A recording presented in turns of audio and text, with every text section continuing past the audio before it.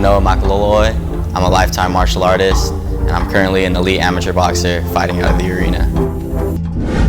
Napakaganda ng mga galawan ng ating kababayan, ang kanyang mga side-to-side movement at ang mga counter punches na siyang nagpapahanga sa mga manonood.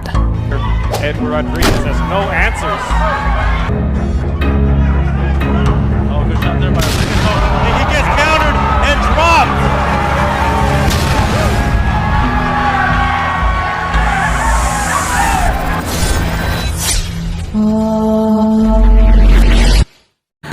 Isang bagitong Phil-Am ang nag-uumpisang gumawa ng pangalan sa bansang Amerika. Jacob Noah Makaloloy. I said your last name correctly? Yep, yes. that's right. Ito ay nagngangalang Jacob Makaloloy. Sa kanyang kartadang 17 wins, wala pang talo at may 4 na knockouts, ay nakikitaan na ng isang magandang oportunidad bilang isang magaling na boxer sa inaharap. Dahil sa malinis na panimulang talaan, hindi naman nakakagulat kung sakaling mangyari iyon dahil likas sa pamilya ng ating pambato ang kanilang hilig sa mga combat sports. Bago pa man maging pro boxer ang ating bida, ay nagsimula ito bilang kickboxer, MMA at Division 1 wrestler. Kaya naman sa pagtungtong nito sa ibabaw ng lona bilang boxer ay hindi makakaila na may angking lakas ito at may kakayahang magpatulog ng kalaban.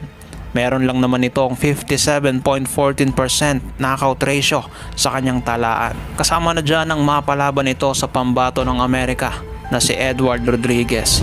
Ito na ang ikalawang pagsampa ng ating pambato sa lona bilang pro boxer at nagpakitang gilas agad ito sa harapan mismo ng mga Amerikanong manonood. Narito at ating panoorin ang kanilang naging bakbakan, ngunit bago natin simulan yan ay kung maaari sana paki-like and share ng ating video at paki-subscribe ng ating channel. Maraming salamat. Umpisa pa lamang ng bakbakan ay makikita mo ng agresibo ang parehong boksingero at kapansin-pansin ang epektibong counter-punching ng ating pambato na siya namang magandang panimula para sa ating kababayan. Full-round action. Referee in charge of this bout, Rudy Barraca. Movement starting very, very strong. Very quick. Oh, good counter hook there by J-Mac. Both men, you can tell already, very good speed.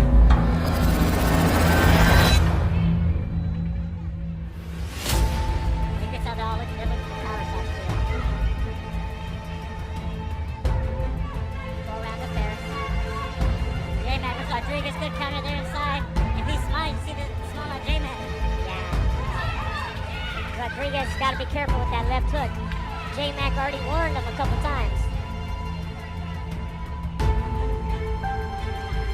Hindi pa man nakakalayo ang bakbakang ito ay nagbitaw ng isang counter left hook ang ating pambato na siyang malinaw na tumama sa kalabang Amerikano. One.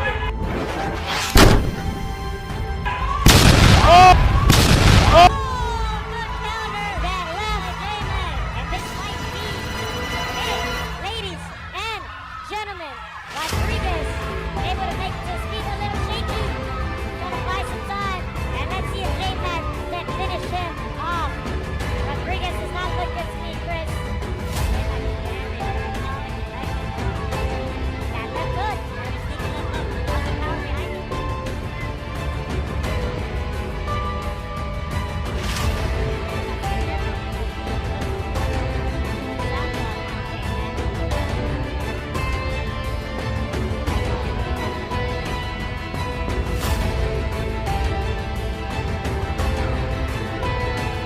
Heavy punches by J-Mac.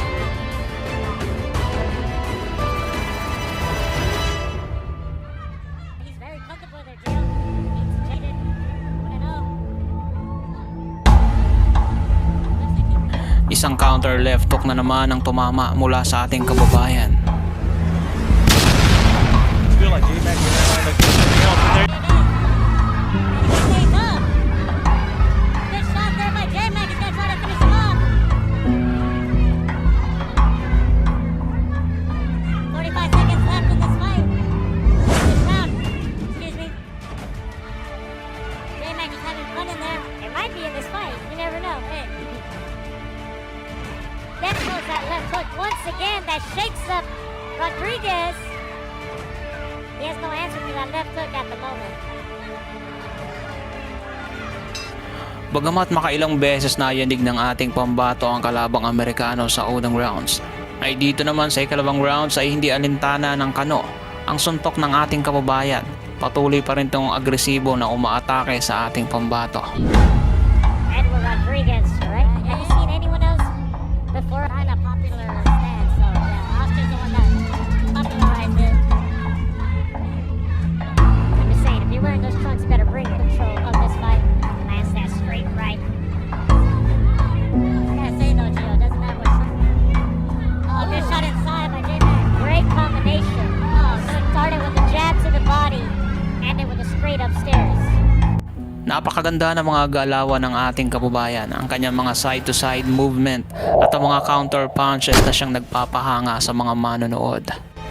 Edward Rodriguez has no answers. That left hook once again.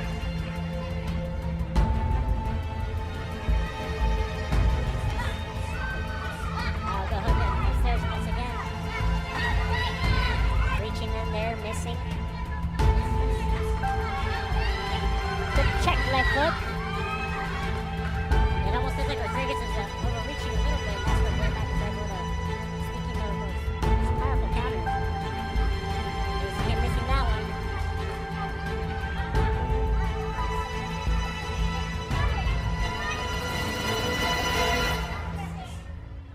That one's missing. Isa na namang counter left hook mula sa ating pambato.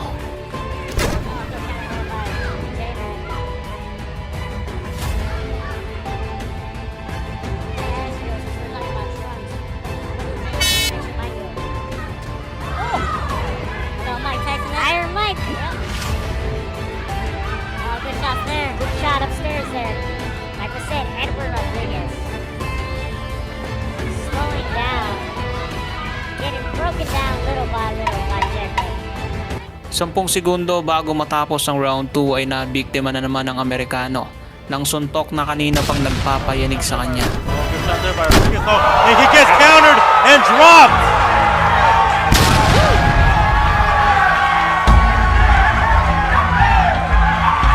And he's going to be saved by the bell. It seems like... Sa pagkakataong ito ay itinigil na lamang ng referee ang laban dahil kanina pa niya sinasalo ang counter left hook ng ating pambato.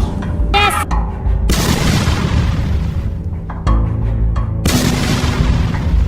Kaya naman matagumpay na nakakuha ng ating kababayan ang kanyang ikalawang panalo sa kanyang professional boxing via knockout sa kanyang kalabang Amerikano.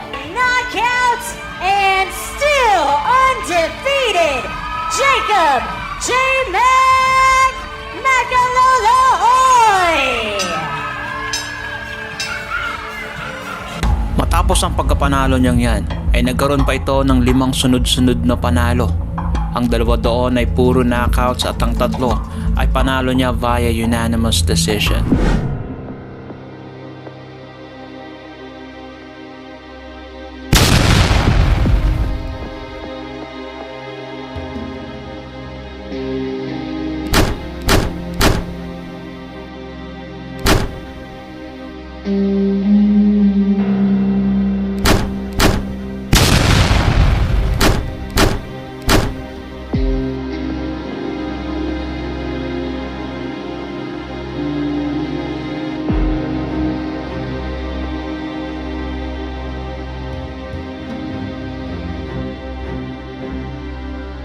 Isang malaking pagkakataon para sa ating kababayan kapag nagpatuloy ito sa kanyang mga panalo, lalo na't lumalaban ito sa welterweight division na siyang pinamumugaran na malalaking pangalan sa boxing.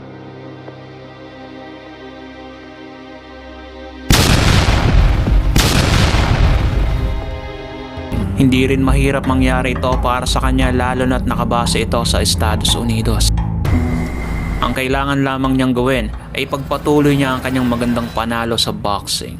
So ngayon ay meron itong kartadang 7 wins, 4 na knockouts at wala pang talo. Sa inyo bang palagay ay may pag-asa ba itong kababayan nating si Jacob Makaloloy na maging world champion balang araw? Malaya kayong iwan ang inyong mga komento sa ating comment section. Kung nagustuhan nyo ang video ang tampok natin ngayon, paki-like and share.